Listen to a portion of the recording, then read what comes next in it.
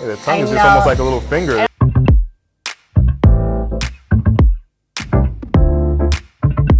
Hey guys, we're here at Parrot Stars in Chicago, Illinois, the greatest parrot store on earth, and today we're giving you the grand tour. I guarantee that you're gonna see birds that you've never seen before in your life. Let's go. Parrot Stars. I feel like a parrot star. Wow. Hey Alexis, how are you? So great to meet you.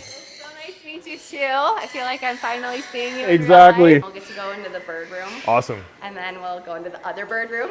Oh, amazing, amazing. And we'll go into boarding. Then I'll circle back and show you the baby rooms. Cool. All right, guys, let's go in. So this is what we call the showroom. Wow, it's amazing that you keep them fully flighted. I've never seen a parrot store that had the birds actually flying. I think that's phenomenal. Yes, yeah. They do their own thing. They just that is great. Enjoy. We work really hard on the positive reinforcement training. Right. When we have them out like this, we all have the treat pouches and we're all trying to get them to come to us. So that when we go to have the conversation with customers about like how to get them to come to them on their own free will, this is a good way to kind of show them how to do it. Interesting. You're famous for this, the blue eclectus. Yeah. Now, how did this all come to be? Were you specifically breeding for the blue eclectus or did this happen spontaneously? Okay, we did intentionally try to breed them. When we first started breeding, we had only the one breeding pair. Mm-hmm. They did not breed again until this baby.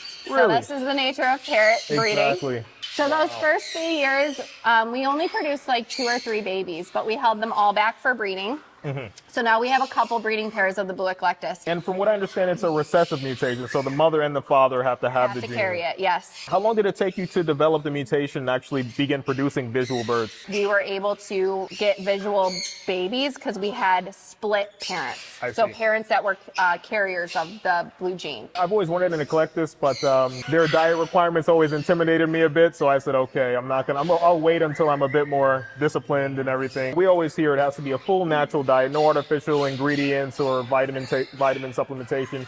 What are your thoughts on the diet? You talk about the whole food diet. Are you practicing that primarily with him too? No pellets, or what are your thoughts? We'll do tops pellets for them. Got it. We are always offering in moderation. So it is a significant amount of vegetables, sprouts, some fruit. Right. And then we do supplement with a high variety seed blend, and then we'll mix in a little bit of tops just for, again, the enrichment and offer something different. Wow, definitely a phenomenal bird. Yeah, he's a good boy. Right? I love you.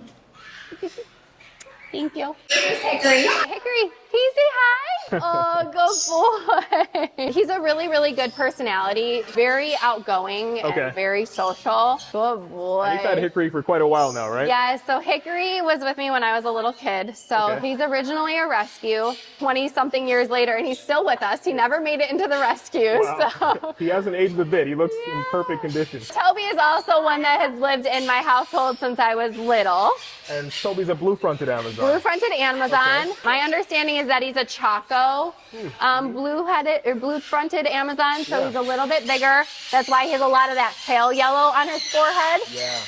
And then just a little bit of blue. He's in his 20s too, and he's madly in love with Hickory. Hickory likes him a lot. Wow. But the love is a little one-sided. Yeah. What are your thoughts on blue-fronted Amazons as pets? You hear some people talk about the hormonal nature of males once they get to 5, 6. I think sometimes people use hormones as an excuse for lack of positive reinforcement training, lack of boundaries or structure being created in the house. So when they start to exhibit or feel that their bird is exhibiting some behavioral issues, all of a sudden we just, it must be hormones. That's a good point. That's a good point. So I do think that we do have to be cautious about birds that when we put them into breeding situations where we really know that hormones are playing a factor. Right. When we are breeding blue-fronted Amazons or most large species of Amazons, we do have to be protective that the male is not going to be too intense with the female. I see. The Indian Hill Myna bird. Yes. That's okay. I've never seen one in person, so this is phenomenal. I'm mind blown here. She is probably our most popular bird here. Okay, yeah. Ironically, in a store full of parrots where we specialize in parrots, that is the bird that people stand in front of her cage the longest. Wow. A non-parrot, but with incredible talking ability. Can you say hello? No? Okay, bye. What would the diet be like for them? Because they're soft bills, right? Yes, soft bill, low iron diet. I see. They, like toucans, can run into issues with iron storage disease. She loves her fruit. Okay. She'll demolish it in 5 minutes. And then we'll supplement with live mealworms for her. And Wow. she loves the mealworms. That's amazing. And she's not afraid of the parrots. Wow, I bet. She's really, really smart. She will not let them corner her. If she sees one approaching, she'll either try to defend herself or she'll fly out. What would be your favorite species of parrot overall in general?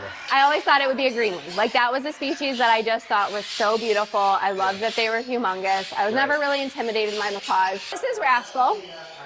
And Rascal's the green wing, right? So this is my Scarlet. Scarlet, okay. I always get that mixed up. The one every that time. made me switch from thinking my favorite was a green wing Exactly. to a Scarlet. She'll go right to you. Oh, really? So we'll use this hand because she likes to step up forward. Okay, no problem. And then you can give her those pine nuts right away. She'll just step right up for you. Wow. And then just keep your arm real relaxed like that, and you can give her your pine nuts. Amazing. I can confidently have her step up onto a 3 or 4-year-old all the way up to somebody, and it's taken a long time of desensitization. For sure. But she'll Lovely. sit here and take pine nuts like this with anybody, Yeah, a complete stranger, for a long time. she is amazing. Right? How old is she? She's about 7. She's a great talker. The thing that I'm least impressed about by parrots is the fact that they talk. But I will tell you, it's really funny when they do. So, like, I don't hate it either. Yeah. She'll say, hi, Rascal. Yeah. She says, I love you, clear as day. Wow. And then she'll say, good morning. She says, hola. And then she says, good night. So I also feel very, very fortunate. We're now 7 years in, and I have a really, really strong team. None of this is possible without my team. For sure. Because I have 100% confidence that they're going to be super respectful of the birds' boundaries too. Maria works with a lot of our birds. Hi. Rascal, good morning. She's still saying it earlier. She's like, good morning. What's she got for you?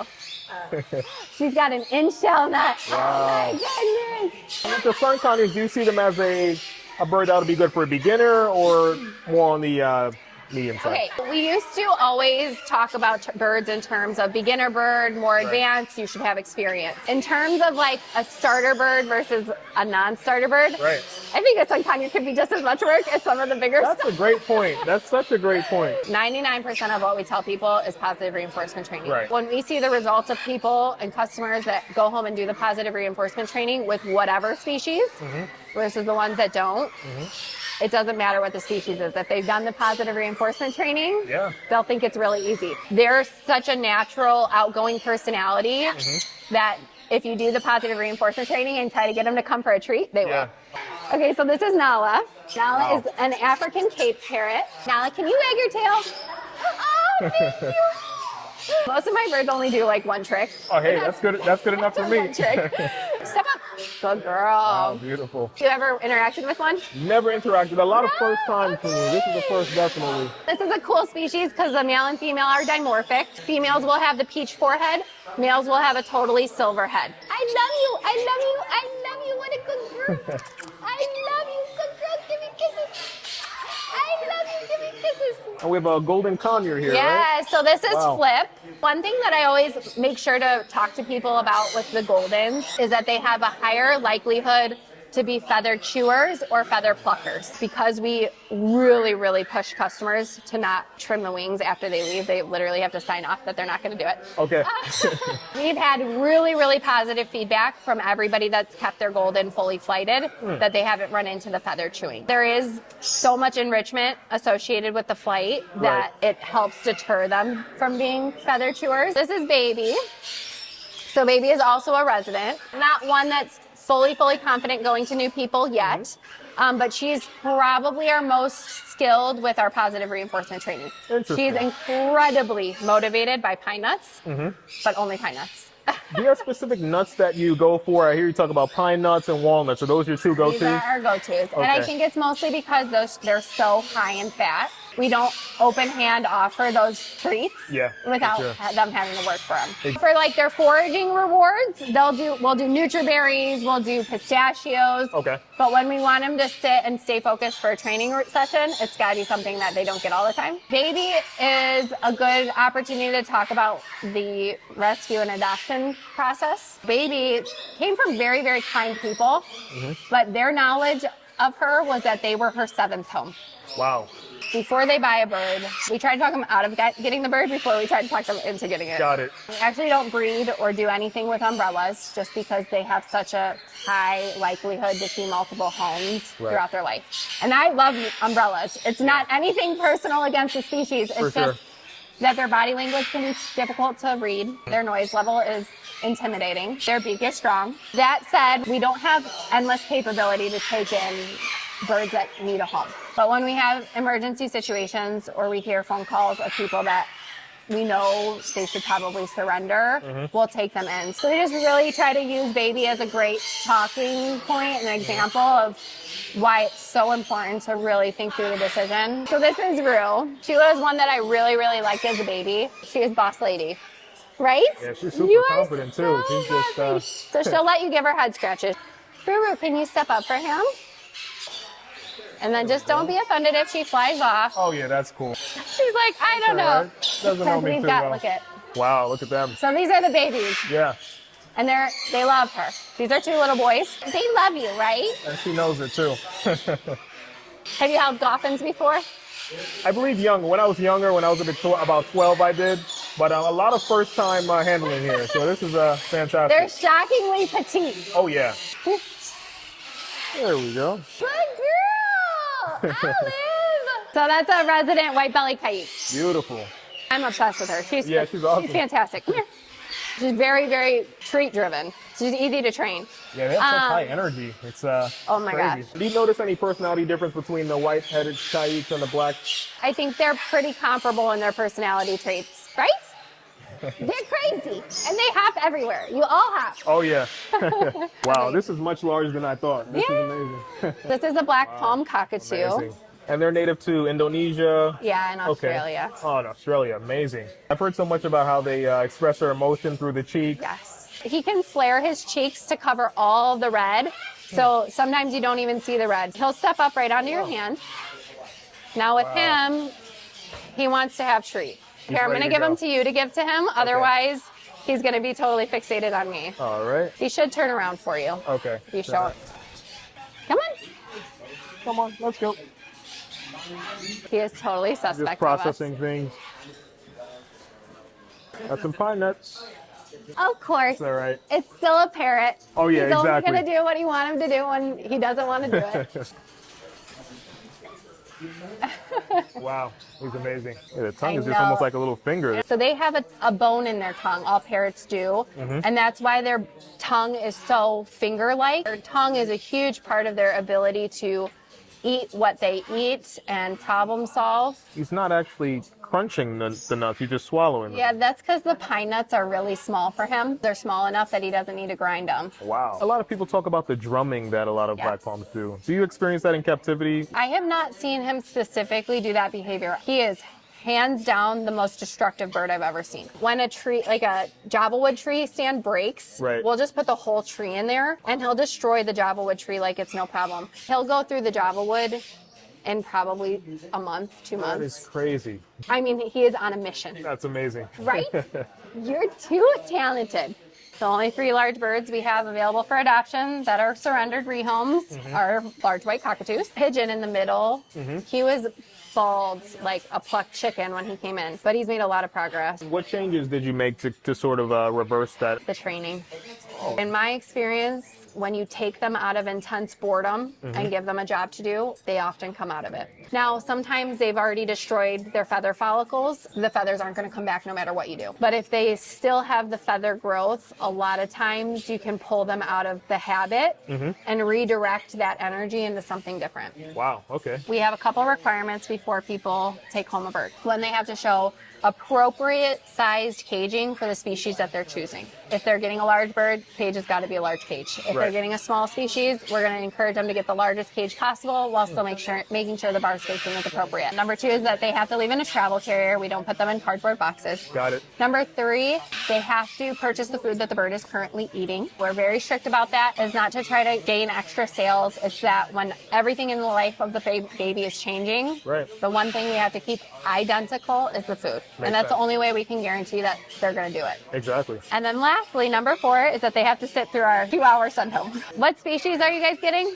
A ring neck? Wow. Okay. Very cool. So That's really cool. So I've never seen something like that. it's mandatory. It is not optional. And even if it's a second bird that you're purchasing from us, because we try to discourage people from getting them back to back, if we've passed more than 6 months, you must go through the class again. We go over all of household safety, training, behavior, and socialization, all of the feeding instructions, and then we do our transfer agreement where, again, we go over do not clip the bird's wings. Right.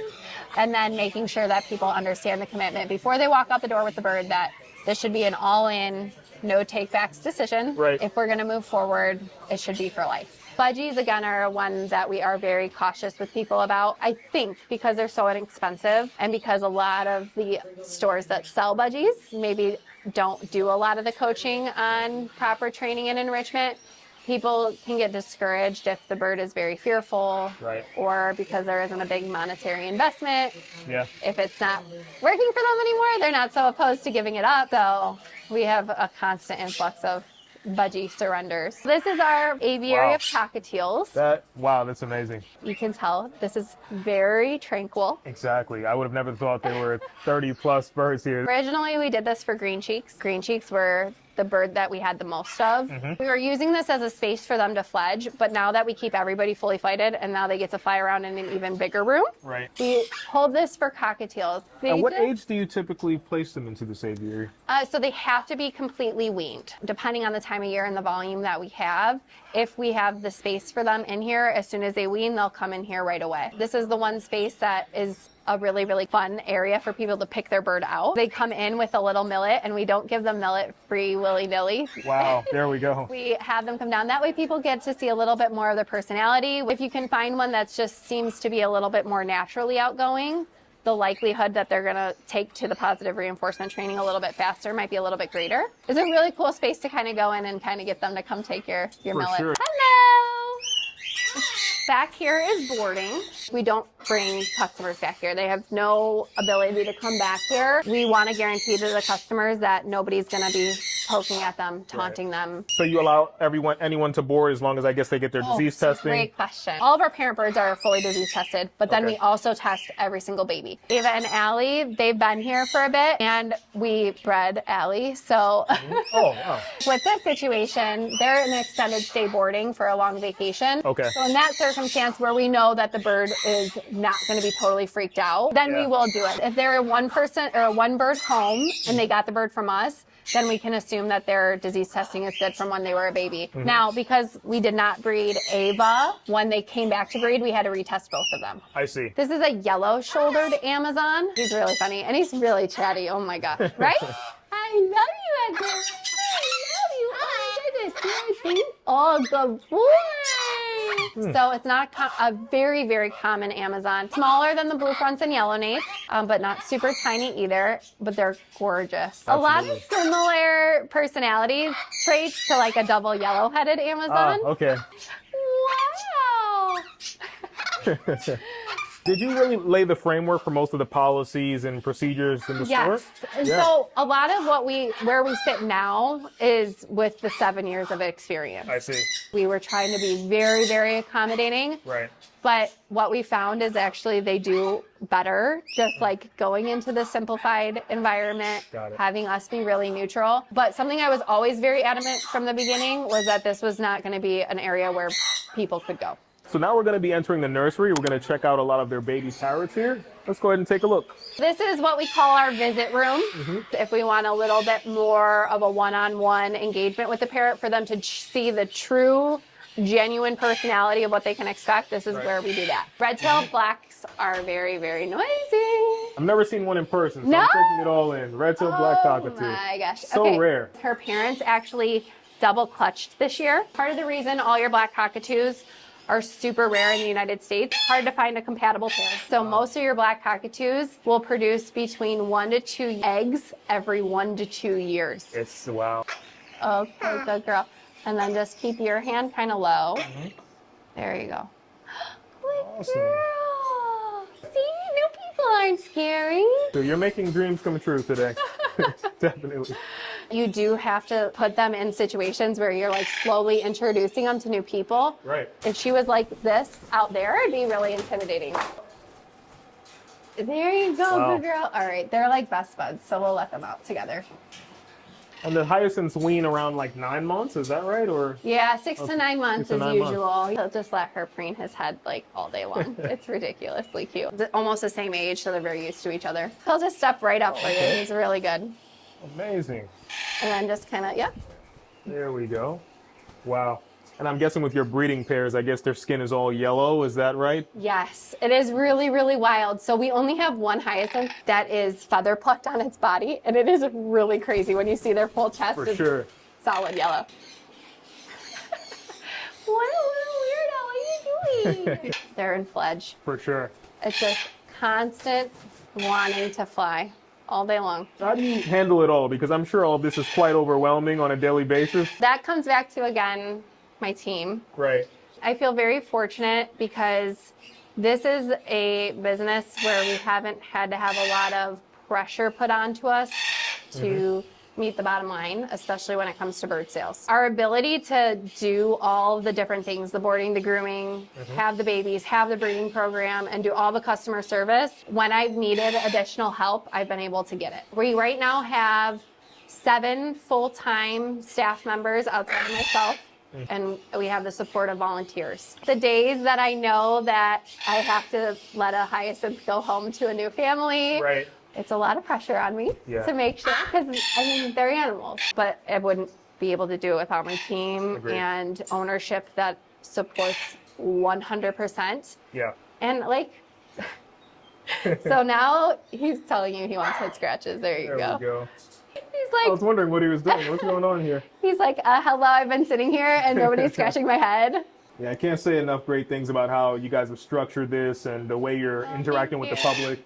I feel like it's a different approach to aviculture because we can be a bit aggressive when someone asks for help or has a question. And, you know, I see a lot of people getting just attacked on social media for simple questions. And we just have to keep sharing the knowledge like you Yeah. guys are doing here. This has been a fantastic experience, truly a dream come true. So I appreciate the time. Yeah, we have to have him come back. Guys, so you've seen it all. We're here at Parrot Stars in Chicago, Illinois. You have to check the store out. Check out their birds. Check out the large selection of toys, food, and cages. This is the place to be for parrot people. It's a parrot center. Be sure to like and subscribe. This won't be the last time we'll be at Parrot Stars, so stay tuned for future videos.